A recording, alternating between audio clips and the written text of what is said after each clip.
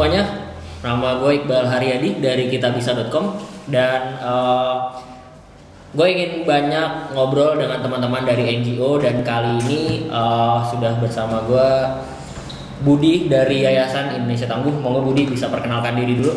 Ya halo teman-teman semua, nama gue apa saya nih? Gue aja. Nama gue Budi, tinggal di Bogor. Gue founder dari Yayasan Indonesia Tangguh.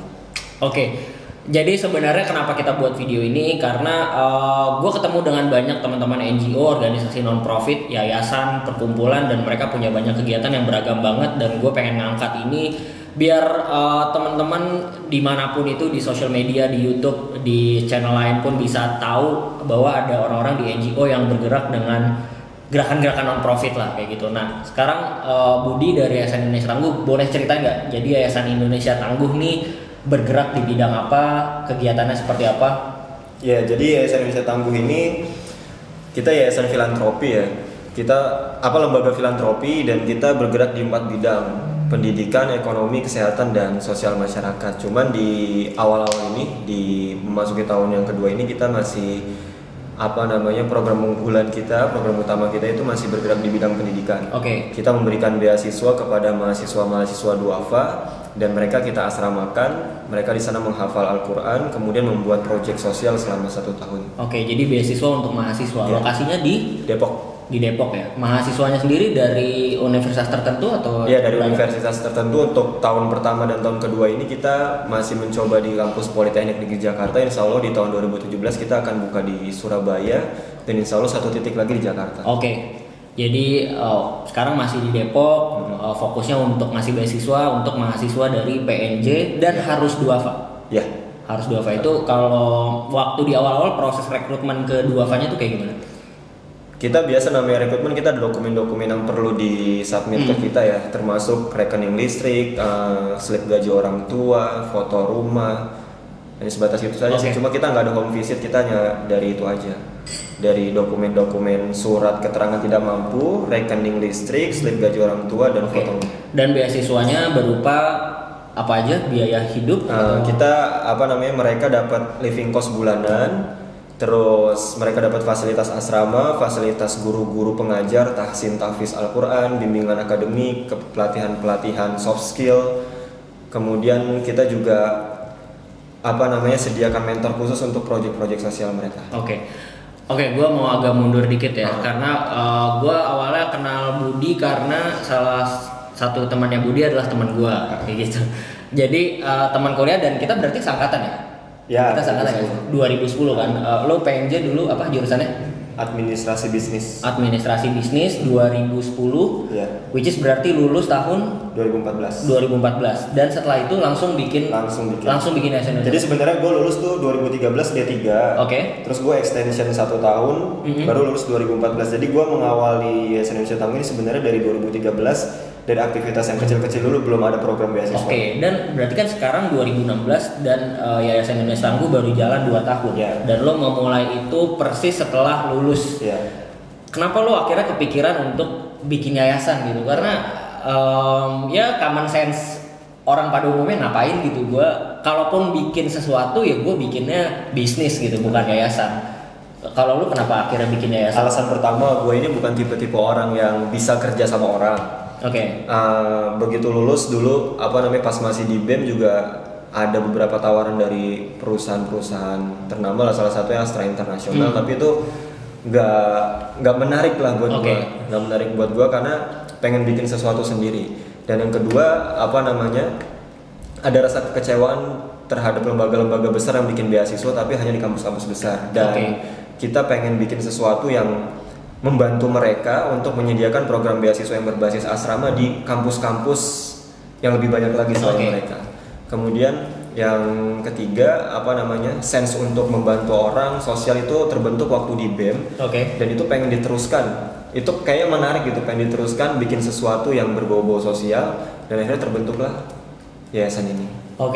Gue mau coba meng-highlight poin kedua tadi ya, kan ada kekecewaan gitu ya.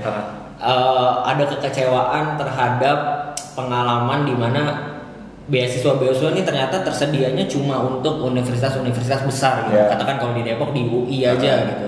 Lu pernah punya pengalaman terkait hal ini waktu kuliah di PNJ tidak dapat beasiswa dan beasiswanya hanya ada untuk anak UI atau gimana? Sebenarnya pengalaman ditolak nggak dapat beasiswa sih enggak, karena memang dari awal persyaratannya udah jelas kan, hanya kampus-kampus tertentu. Ya udah kita nggak mensubmit beasiswa tersebut. Akhirnya kita cuma menyayangkan aja, menurut gua itu SDM anak-anak mahasiswa dari kampus-kampus selain kampus-kampus besar juga nggak kalah nggak kalah berkualitas bagus juga, nggak kalah berkualitas dan harusnya bisa dapat kesempatan ya, karena dulu kan sempat jadi koordinator nasional juga kan di satu bidang, Forum Komunikasi Mahasiswa Politeknik. Gue kan berasal dari Politeknik. Nah, gue ngeliat anak-anak Politeknik itu sama berkualitas menurut gue, karena dia punya ide-ide juga, dan bahkan teman-teman gue yang dari Politeknik yang di daerah-daerah tuh punya visi untuk membangun desa mereka masing-masing, dan mereka juga banyak ada dari mereka yang nggak kerja dan membangun startup juga, membangun yayasan juga ataupun bisnis. Jadi menurut gue seandainya program beasiswa yang berbasis asrama itu yang membangun karakter mahasiswa itu seandainya ada di banyak kampus itu akan lebih bagus lagi menurut gua. Kayak gitu. Dan status quo saat dulu kuliah dan awal-awal itu belum sampai ke sana. Artinya banyak mahasiswa di kampus yang tidak ternama lah gitu gampangnya ya. Tidak mendapatkan kesempatan yang sama sebanyak orang-orang yang di universitas. Ya menurut gua itu menarik banget, dan walaupun somehow ya apa yang lo lakukan dengan setelah lulus langsung bikin organisasi non profit itu keputusan yang besar dan jelas itu karena ujiannya banyak banget dan lo meninggalkan banyak hal gitu kan. Tapi setelah 2 tahun berjalan, gimana perkembangan Yayasan Indonesia Tangguh sejak lo, mungkin lo bisa share apa tantangan atau challenge yang pertama tantangan rasakan. Itu jelas pasti datang dari keluarga. Ya, keluarga. Tantangan keluarga karena gue ini berasal dari etnis gue itu Jawa. Jawa gue itu Tegal, dan mayoritas keluarga besar gue di 2 kelurahan di Tegal tempat gue tinggal itu mayoritas itu berdagang, warteg lah, seperti itu. Keluarga gue tuh semuanya warteg, punya bisnis ini bisnis itu, wartegnya di mana-mana. Tapi termasuk orang tua gue juga. Nah, pas lulus SMP itu, gue disuruh keluarga besar itu langsung pilihannya 2, mau dikasih warteg atau kerja di STM atau SMK. Dia nanti lulus langsung kerja, otomotif lah katakan demikian. Tapi gue memilih SMA. Jadi STM itu maksudnya ngajar? Enggak, sekolah STM, supaya nanti misalnya STM otomotif kerjanya langsung jelas kayak gitu kan. Karena di daerah gue itu mayoritas yang sekolah ya sampai SMK, kemudian kerja di katakanlah di Honda, di Astra, kayak gitu. Nah, gue memilih SMA. Setelah gue memilih SMA, lulus SMA gue nggak mau langsung kerja juga, gue memilih kuliah. Dan gue hanya hitungan jari lah di keluarga besar yang kuliah, sama om gue cuma gue berdua aja sama om gue.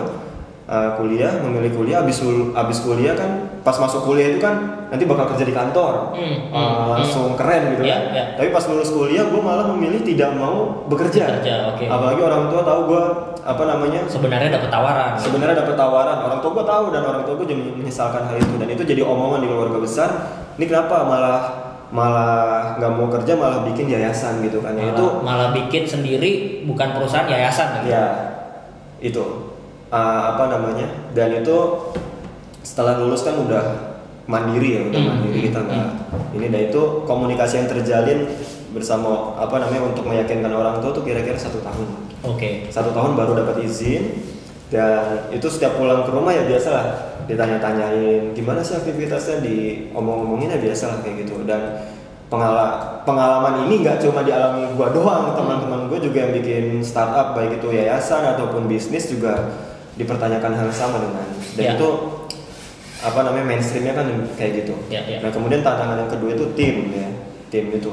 Jadi pas lulus kita punya 7 orang tim, tapi sering berjalannya waktu kita nggak bisa mereka udah beririsan dengan realita ya.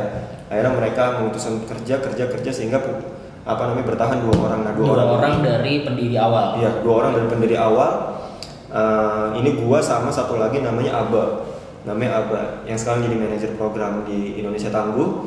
sampai sekarang kita masih bertahan dan alhamdulillah perjalanan sampai sekarang kita sudah di tahun pertama kita punya 1 asrama, di tahun kedua kita berhasil bisa buka 2 asrama dan udah bisa meng-hire orang untuk kerja di manajemen kita. Itu ada 6 orang sekarang manajemen kita. Oke. Itu tantangan terbesarnya sebenarnya 2 itu ya. 2 itu dari di keluarga dan di tim. Dan sampai saat ini masih terus berjalan kedua tantangan itu mungkin. Enggak, kalau orang tua udah selesai. Tapi kalau tim itu kita selalu punya tantangan untuk terus memperbaikinya. Oke, tantangan udah. Oke. Kan sekarang udah punya asrama dan punya santri gitu ya. Sebenarnya goal spesifik gitu yang mungkin kalau ada yang nonton ini mereka bisa support gitu untuk Yayasan Indonesia Tangguh. Sebenarnya apa sih yang pengen di-achieve sama Yayasan Indonesia Tangguh dengan kegiatannya memberikan beasiswa kepada mahasiswa-mahasiswa di Depok? Iya. Yang pertama kita tuh punya 4 karakteristik yang mau kita capai ya selama 1 tahun pembinaan santri-santri kita. Yang pertama itu cerdas, kemudian yang kedua itu religius, yang ketiga itu berjiwa pemimpin dan sosial, yang kemudian yang keempat itu memiliki konsep hidup yang matang. Nah, religius mereka harus nambah hafalan beberapa juz, kemudian cerdas IPK-nya minimal 3, kemudian berjiwa pemimpin dan sosial mereka harus aktif berkiprah di kampusnya masing-masing, kemudian punya konsep hidup yang matang. Itu mereka lulus dari sini tuh harus punya rencana hidup yang jelas lah. Nah, kemudian yang paling kita kejar selama 1 tahun itu adalah project dari masing-masing santri kita. Jadi kita nggak memaksakan santri kita untuk menjadi entrepreneur atau apa gitu ya, tapi mereka yang punya potensi misalkan di bidang kepenulisan, mereka akan kita pertemukan dengan teman-teman kita yang sudah jadi penulis bestseller untuk menerbitkan buku. Kemudian yang mau bikin rumah tahfiz kita temuin sama PPPA Darul Quran Yusuf Mansur, yang mau bikin ini misalkan ketemu lagi sama Dompet Duafa. Jadi mereka kita pertemukan dengan mentor-mentor masing-masing, dan kita harapannya di banyak kampus di daerah-daerah di Indonesia ini ada program asrama seperti ini, beasiswa ini dari Indonesia Tangguh, sehingga keberadaan santri-santri di tiap daerah itu memiliki kebermanfaatan untuk masyarakat lokal di sekitarnya. Oke. Sip, oke. Kayaknya itu aja ngobrol-ngobrol dengan Yayasan Indonesia Tangguh. Kalau misalnya mau tahu lebih banyak, ada websitenya di www.indonesiatangguh.org. indonesiatangguh.org. Di situ, atau mau ada sosmed lain yang mau dipromote? Ada di fanpage-nya itu Yayasan Indonesia Tangguh, Instagramnya @Indonesia Tangguh, Twitternya Yayasan Tangguh.